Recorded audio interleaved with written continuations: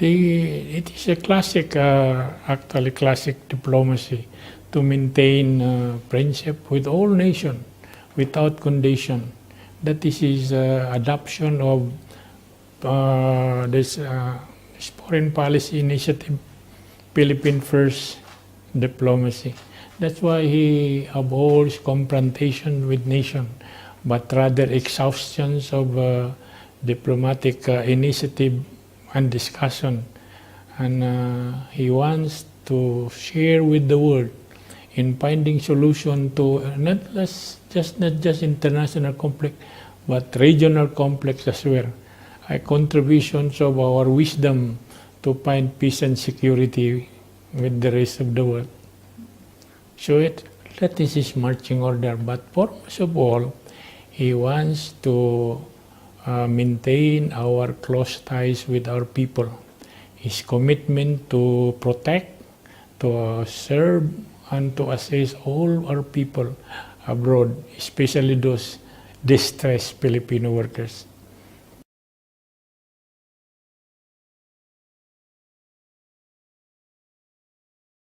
Relation with the Arab world, you have to, there is a saying, when you are posted to any country, know the country, know the culture, not just GDP, not just square meter or boundaries, but know their idiosyncrasies, their religion. And when you do that, and you know your country, and you know yourself, you have nothing to fear.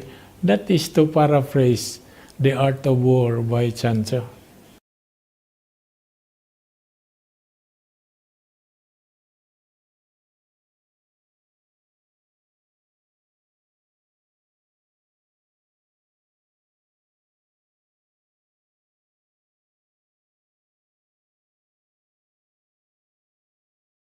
There is tremendous potential for that. Of course, in relation to other Arab countries, they have rich resources, rich in oil and others. That's where most of our people are concentrated there. But here in Jordan, you have to look at it, the strategic importance on the basis of location and the attachments made by the Arab world to Jordan.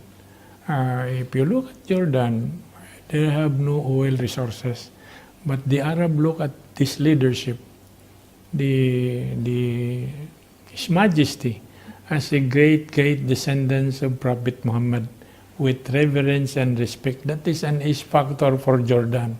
For the Philippines, if you look at the cases of Filipino workers, it is a very good a second home for our workers with less problem, lesser problem.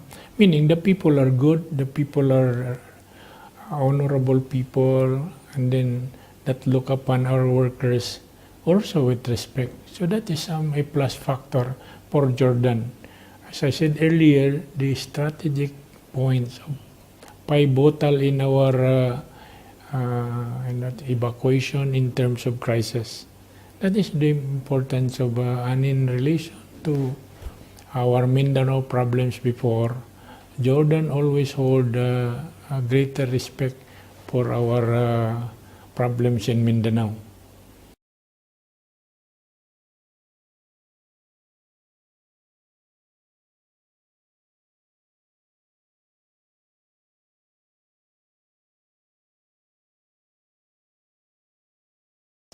This strategy is now coming. The basic, for example, initiate an eye-opening for our businessmen. What the potential of Jordan, and for Jordan also the potential for the Philippines. Through this exchange of a basic and information, that's very important because you have to know what we have, and they have to know also like that. One aspect is we have to be pioneering in our approach to different countries. Jordan, for example, one of the best potential for our product and investment is this concept of halal food, which is not being exploited by our businessmen.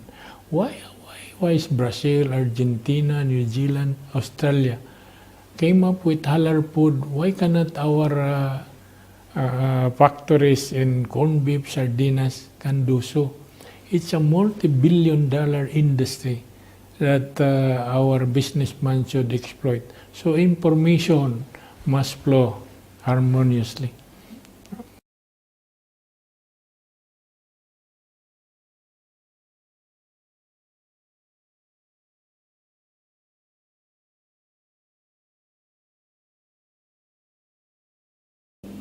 I expect some positive one. For example, opportunities for our agricultural product like bananas, pineapple, to come into it. That is one. So if we can explore that, and the most important is the principle attached more than anything else. And when there is that principle, then everything will flow simultaneously, and then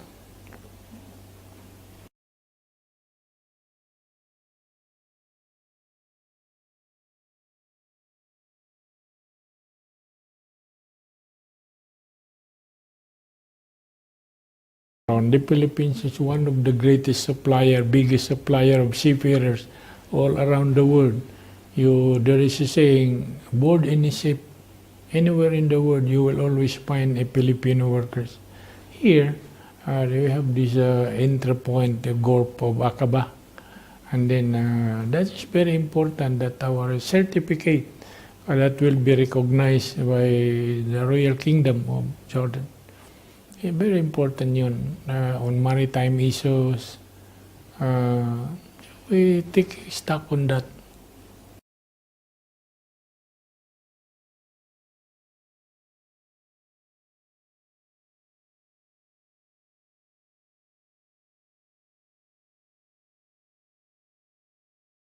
If you recall, the Philippines and Jordans were the pioneers in forging an agreement regarding protections of workers.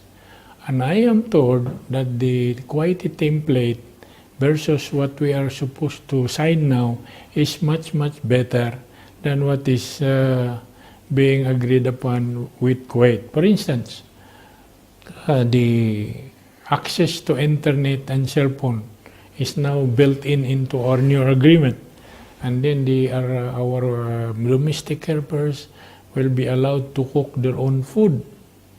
And then religious tolerance, they are allowed to free and then exercise the religious belief. For our people, wala yang sa iba. And they're given free time with a polyfeed for their weekly 3 hours outside the regular hours. And in terms of abuses, Jordan is a very, very much in terms of percentage, a very friendly nation versus without saying any country who, but in comparison to the rest of the neighboring countries.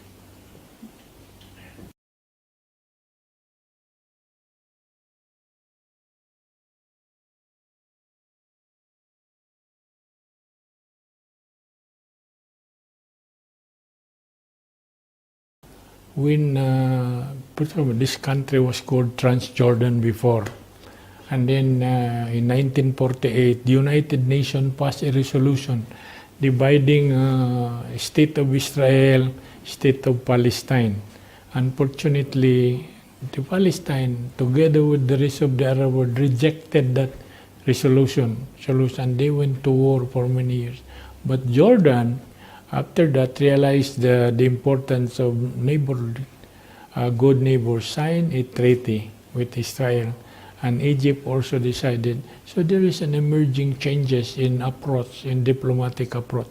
And President Duterte, in coming here, said that we are willing to pay the burden or assume responsibility for those any country who are willing and respect the Philippines.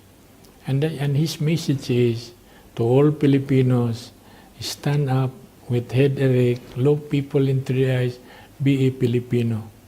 That is the message for this visit, to encourage our people to respect themselves and be honorable.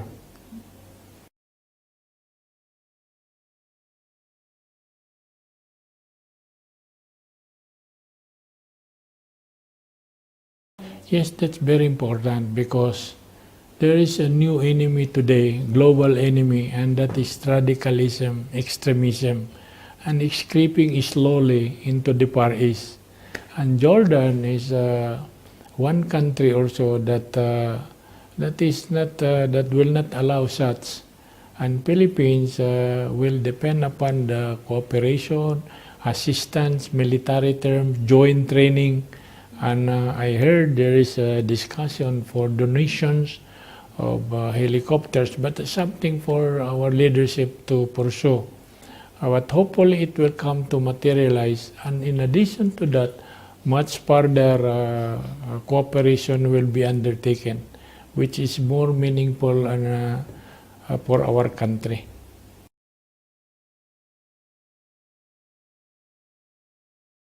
That is problems of overseas workers anywhere is a given thing. It's a given thing. We cannot just identify it's the fault of this country. For all you know, it's also the fault of our workers. But on a bigger scale, the problems here in Jordan is much lesser comparatively with others. Tolerable and manageable. We have good lawyers and under our polo, under embassy, they are always there to guide them, to protect them. So it's just a question of leadership, attention to the workers. Do not be remiss in your to extend all maximal cooperation. No let up yan. The problem is always there. You're like a specialist. You're a doctor, they come, you just do your best. And that's what we are doing. Exhaust everything because that is a given thing.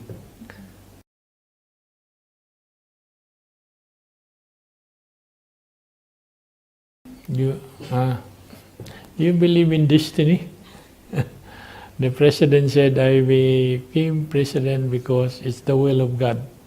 So I will pursue because they said, "Que sera, sera."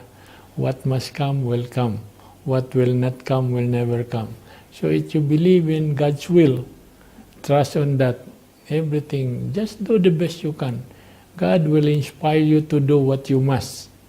And it will come. That is the measurement of a strong faith will conquer many things. If you have faith, it will come. Trust the will of God.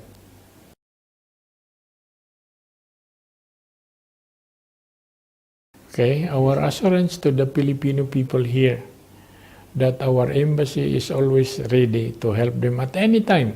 At any time, we have